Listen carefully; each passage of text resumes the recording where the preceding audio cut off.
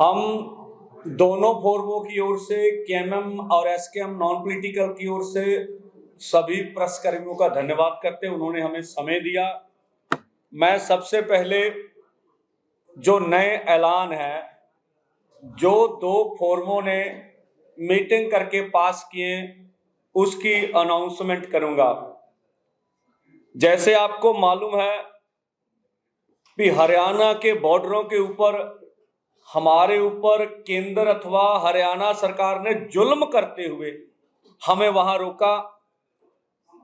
एक हमारा 22 साल का नौजवान शहीद शुभकर्ण सिंह शहीद हुआ, 433 जख्मी हुए, जहरीली गैसों का हमारे ऊपर इस्तेमाल हुआ, बुलेट गन हो, बायलेट गन हो, शॉट गन हो, एसएलआर के फायर हो, 12 बोर के फायर हो, सभी चले और हमारा भारी नुकसान हुआ।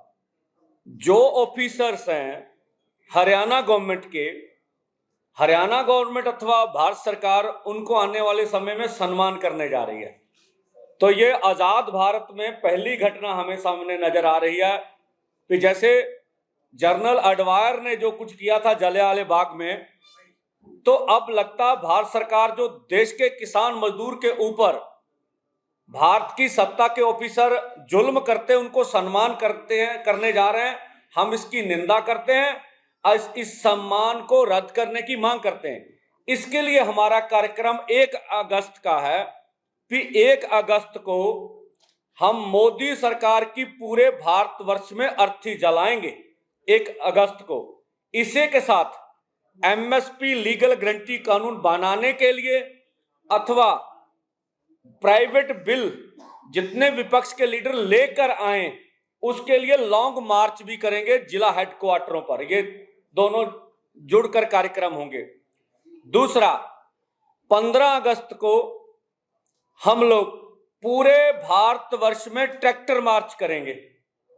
ट्रैक्टर मार्च के साथ साथ जो नए क्रिमिनल लॉ लेकर आई है सरकार, उसकी जितनी भी कॉपीज है क्रिमिनल लॉ की, वो जलाई जाएंगी।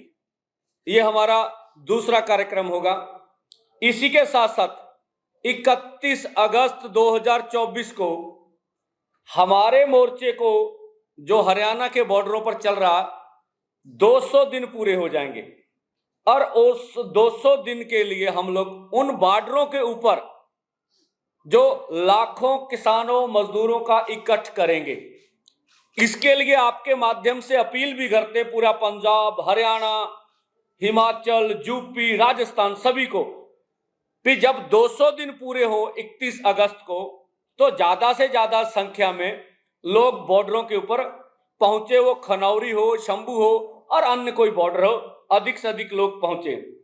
इसी के साथ साथ 1 सितंबर को यूपी में दोनों फोरमों की महारैली होने जा रही है, संभल में, इसकी जगह है संभल। इसी के साथ साथ हरियाणा में 2 बड़ी महापंचायतें, बड़ी महारैलियां की जाएंगी। एक रैली है 15 सितंबर को, ये जींद जिला है जहां हम लोग कर रहे हैं कार्यक्रम। दूसरी रैली 22 सितंबर को पिपली में होगी। ये 2 बड़ी रैलियां हम लोग हरियाणा में सितंबर में करने जा रहे हैं। मैंने लगभग ये कार्यक्रम आपको बताने थे, आपके समक्ष रख दिए ये कार्यक्रम। और बस एक ही बात, आज आशीष मिश्रा मोनू जिसको बोलते हैं, उसकी जमानत हो गई। जो किसानों का कातिल था, जिन्होंने किसानों के ऊपर गाड़ियां चढ़ा के उनको कत्ल किया था, इस फैसले की हम निंदा करते हैं। इस तरह के लोगों को जमानत नहीं मिलनी चाहिए और इस तरह के लोग जेल के बीच जाने चाहिए। इसके इंसाफ के लिए लड़ाई हम जारी रखेंगे। आगे का कार्यक्रम डलेवाल जी बताएंगे। सभी सत्कारयोग पत्रकार भाइयों, आज की प्रेस कॉन्फ्रेंस का जो मेन वजह, आज यहाँ पे हम क्यों इकट्ठे हुए, कॉन्स्टिट्यूशन क्लब में ये प्रोग्राम जो हुआ वो क्या था, वो मेनली वो बात आपके माध्यम से पूरे देश के लोगों के पास जानी चाहिए, सरकार के पास जानी चाहिए। वो मेन वजह ये थी कि हम लोग लंबे समय से जो किसान हैं, ये हमारी डिमांड है कि एमएसपी की गारंटी का कानून दिया जाए, लेकिन सरकार और सरकार का अपने ही कुछ एक्सपर्ट इस बात को इस तरीके से लोगों के सामने पेश कर रहे हैं कि अगर एमएसपी की गारंटी का कानून आ गया तो हमारे देश की अर्थव्यवस्था के ऊपर बहुत बड़ा बोझ पड़ेगा। लगभग 17.5 लाख करोड़ रुपया एक्स्ट्रा चाहिए उसके लिए। इसको एक्सपोज करने के लिए हमारे साथ आज यहाँ पे 3 एक्सपर्ट आए थे, अर्थशास्त्री आए थे, जिनमें प्रकाश कामारेड्डी जी कर्नाटका से, देवेंद्र शर्मा जी पंजाब से और सोमपाल शास्त्री जी, जिन्होंने इस सरकारों के अंदर रहकर बहुत कुछ देखा, बहुत कुछ जाना। ये तीनों एक्सपर्टों ने यहाँ पे आज इस बात को क्लियर कर दिया, स्पष्ट कर दिया कि एमएसपी की गारंटी का कानून देने के मामले में जो अफवाहें फैलाई जा रही हैं, खजाने के ऊपर बोझ पड़ेगा, अर्थव्यवस्था के ऊपर बोझ पड़ेगा, ये बिल्कुल झूठ है। कोई किसी तरह का बोझ नहीं पड़ने वाला। इसके बजाय बोझ के सगों अर्थव्यवस्था और तेज होगी और बढ़िया हालात बनेंगे देश के अंदर, देश की इनकम बढ़ेगी। ये बात उन्होंने आज सिद्ध की है और ये बात बहुत जरूरी थी आपके पास ये बात लेकर जाना। दूसरी बात, जैसे पंधेर साहब ने एक बात कही है, हमारा शंभू और खनौरी बॉर्डर के ऊपर किसानों के ऊपर गोलियां चलाई गई, एक किसान शहीद कर दिया गया, 5 की आई साइट चली गई और 433 गंभीर रूप से जख्मी हुए। इतना कुछ होने के बावजूद ये हुआ कि हमारे कुछ लोगों ने जो पीआईएल डाली गई हाई कोर्ट के अंदर, उस हाई कोर्ट ने हरियाणा के ही एक अधिकारी को उसकी जांच सौंप दी गई और जो जांच सौंपी गई है जैसे हरियाणा के अधिकारी को, उससे पहले कि मैं एक छोटी बात आपके ध्यान में लाऊं तो आप समझोगे कि हम ये बात क्यों कह रहे हैं। हमारी Punjab and Haryana high court की ओर से यह कहा गया कि एक रिटायर्ड जज की अध्यक्षता के अंदर एक कमीशन बनेगा और वो कमीशन जांच करेगा कि ये क्या हुआ, वहां पे क्या एक्सेस फोर्स यूज किए गए, शुभकर्ण की डेथ जो हुई है वो कहाँ हुई, क्या है, कौन उसकी जांच करेगा। जब ये बात आई तब क्या हुआ था, हरियाणा गवर्नमेंट सुप्रीम कोर्ट जाती है और ये कहती है कि अगर इस कमीशन ने इस पूरे घटनाक्रम की जांच की तो हमारे ऑफिसर्स का मोरल डाउन होगा। इंपॉर्टेंट बात यह है।